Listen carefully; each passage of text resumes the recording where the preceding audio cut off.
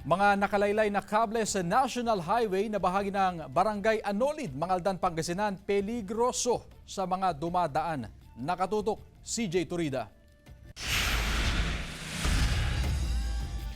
Kapansin-pansin ang mga nakalaylay na kableng ito sa bahagi ng National Highway ng Barangay Anolid, Mangaldan, Pangasinan.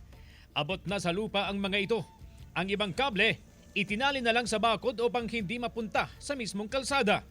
Peligroso ito sa mga dumadaan sa lugar. Tulad ni Manong Eddie na araw-araw dumadaan sa lugar. Nagtatrabaho siya bilang pahinanta ng truck sa Dagupan City. Dapat ayusin yan para hindi nakakatakot. Nakakadisgrasya pa.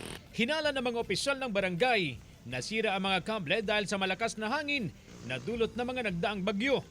Gayunman, tiniyak ng punong barangay na aaksyonan nila ang problema. I-coordinate ko po kaagad sa aming maintenance officer at saka sa aking barangay kagawad na in charge po sa infrastructure at saka sa mga wirings po para magawan po ng paraan. Wala pong peligro o aksidente na mangyari. Makikipag-ugnayan din daw ang barangay sa mga telco company upang matukoy kung alin sa mga ito ang nagmamay-ari sa mga nakalaylay na kable. Isasangguni ko pa rin sa kanila para magawan din po ng action.